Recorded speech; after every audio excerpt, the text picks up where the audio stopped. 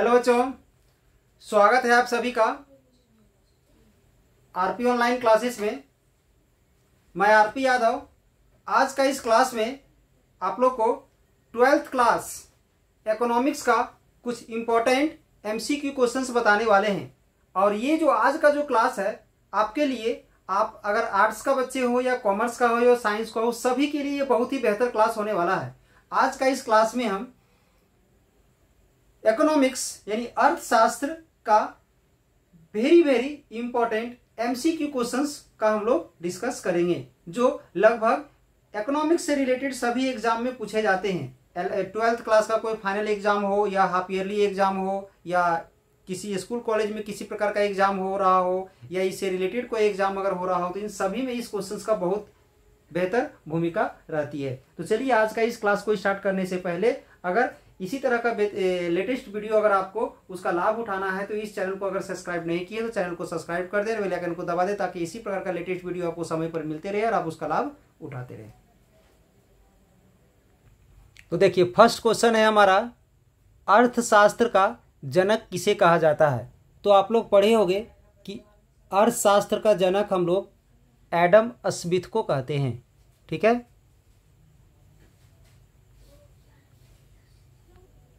Second number है एकाधिकार की विशेषता, यानी एकाधिकार की विशेषता है, तो इसमें से क्या है एकाधिकार की विशेषता। तो एकाधिकार की विशेषता है हमारा एक विक्रेता तथा अधिक क्रेता। मतलब एकाधिकार की विशेषता में इसका विक्रेता जो है वो एक ही होता है। ठीक है, उसका मालिक एक ही होता है, लेकिन खरीदने वाले बहुत होते हैं। इसके बाद है, यानी इसका आंसर क्या हो जाएगा, तो इसका सी नंबर हो जाएगा। 3 का है मांग की कीमत लोच से अभिप्राय, यानी मांग की कीमत की लोच से क्या अभिप्राय है, तो इसका आंसर हो जाएगा कीमत में परिवर्तन के कारण मांग में परिवर्तन। ठीक है, कीमत में परिवर्तन के कारण मांग में परिवर्तन।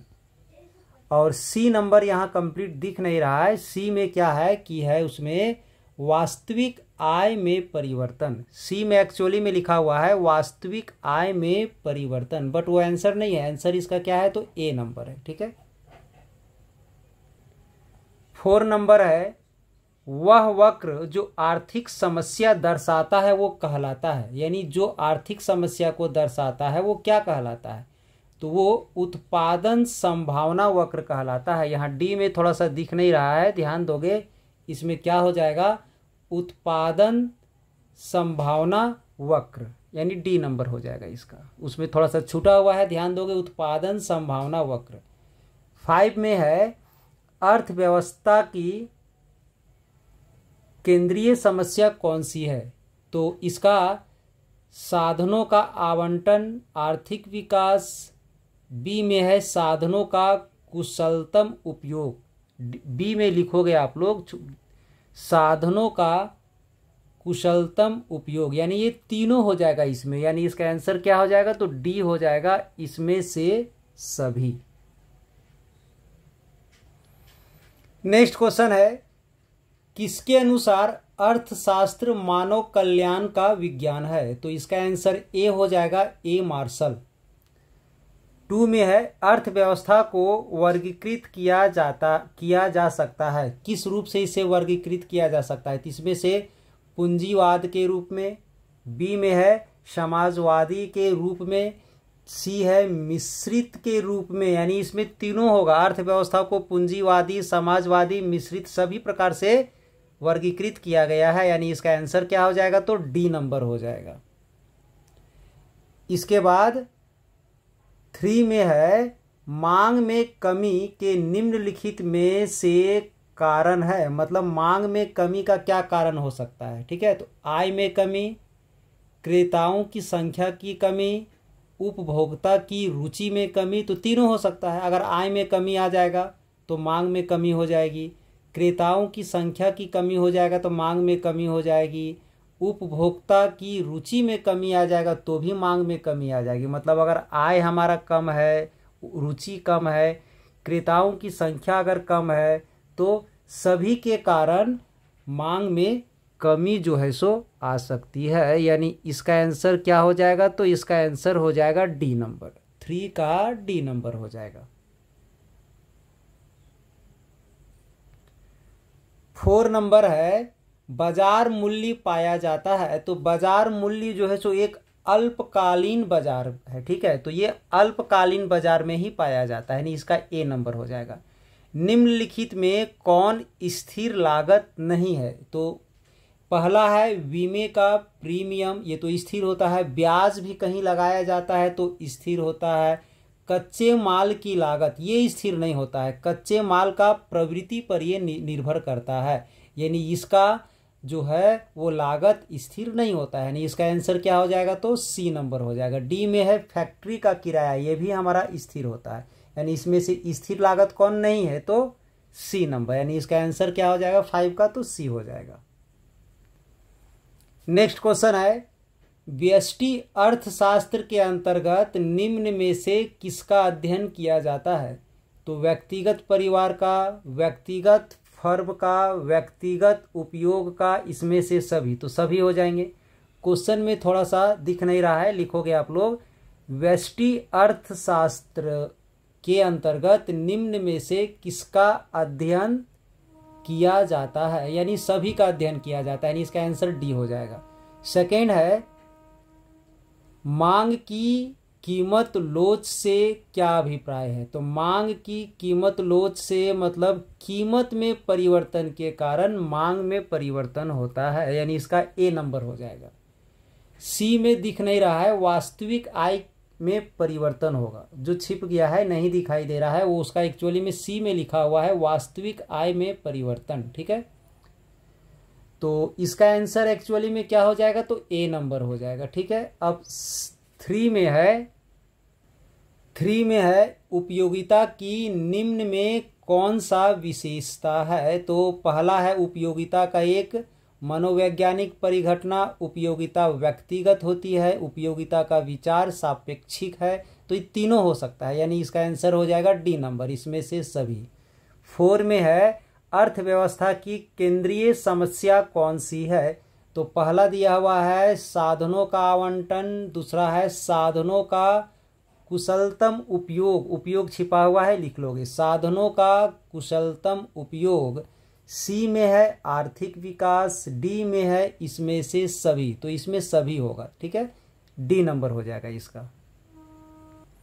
नेक्स्ट है एकाधिकार बाजार किसे कहते हैं, एकाधिकार बाजार यानी उत्पादन प्रक्रिया, वितरण प्रक्रिया, बाजार प्रवृत्ति सभी को दर्शाता है। एकाधिकार बाजार किसे दर्शाता है, तो इस ए बी सी तीनों को दर्शाता है, यानी इसका आंसर हो जाएगा डी नंबर।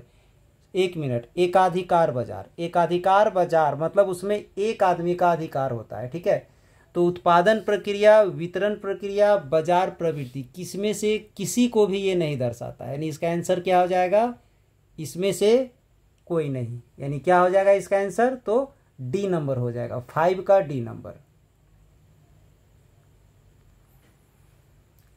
उत्पादन के निम्न में से कौन साधन है, तो भूमि, श्रम और पूंजी, तो सभी उत्पादन के लिए भूमि भी चाहिए, श्रम यानी मजदूर भी चाहिए और पूंजी भी चाहिए, तो इसमें तीनों होंगे, इसमें से सभी, यानी इसका डी नंबर आंसर होगा। उत्पादन संभावना वक्र का ढाल गिरता है, तो एक्चुअली में होता क्या है कि उत्पादन संभावना वक्र का जो ढाल है वो ऊपर से नीचे बाईं की ओर जाता है, ऊपर से नीचे गिरता है और बाएं से दाएं जाता है। बाएं से दाएं अगर देखा जाए तो ऊपर से नीचे होता है, तो यहाँ गिरने के बारे में पूछा है। ऐसे तो अगर देखा जाए तो ए और सी दोनों हो जाएगा, बाएं से दाएं भी जाता है और ऊपर से नीचे आता है, तो यहाँ सिर्फ गिरने की बात किया गया है, तो गिरता किधर है, तो ऊपर से नीचे गिरता है, यानी इसका आंसर सी हो जाएगा। 3 में है जब कुल उपयोगिता अधिकतम होती है तब सीमांत उपयोगिता क्या होगा, इसमें सीमांत उपयोगिता छूटा हुआ है, पूछा गया है जब कुल उपयोगिता अधिकतम होती है तो सीमांत उपयोगिता क्या हो जाएगा, तो 0 हो जाता है, यानी सी नंबर हो जाएगा इसका, 3 का सी होगा। 4 नंबर में है पूर्ण प्रतियोगिता में क्या स्थिर रहता है, तो AR तथा MR दोनों स्थिर रहता है। 5वां में है मांग की लोच कितने प्रकार की होती है, तो मांग की लोच तो मुख्य रूप से 3 प्रकार की होती है, बट आगे जा करके इसे 4 प्रकार से भी बांटा गया है, लेकिन यहाँ ऑप्शन में 3 है इसलिए 3 ही होगा। मुख्यतः ये 3 प्रकार का ही होता है, यानी 5 का क्या हो जाएगा, तो A नंबर हो जाएगा।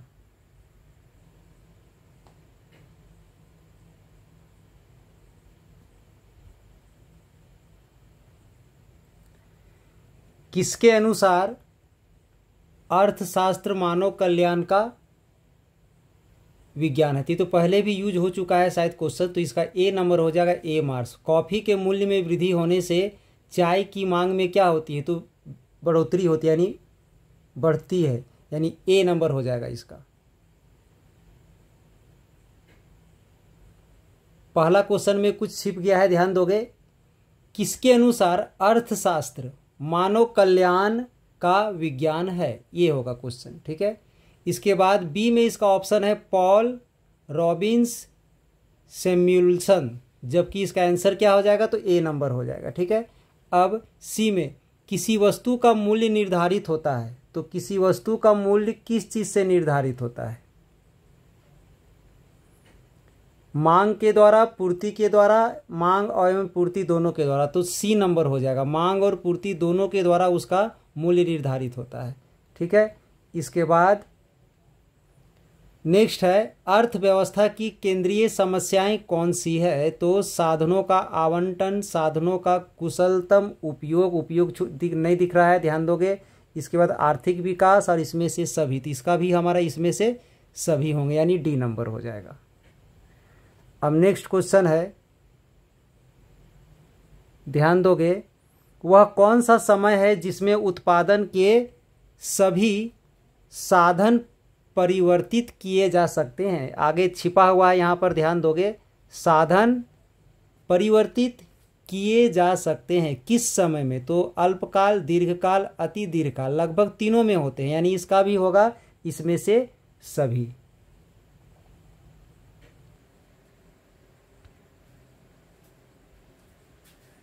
तो ये था हमारा आज का क्लास में 12th क्लास इकोनॉमिक्स का कुछ इम्पोर्टेंट क्वेश्चंस। तो अगर आज का ये क्लास आप लोग को अच्छा लगा हो तो चैनल को सब्सक्राइब कर दें और बेल आइकन को दबा दें, ताकि इसी प्रकार का लेटेस्ट वीडियो आपको समय पर मिले और उसका लाभ उठा सके, ठीक है। और एक लाइक भी कर दें। चलिए, इस चैनल से आप लोग को जुड़ने के लिए धन्यवाद।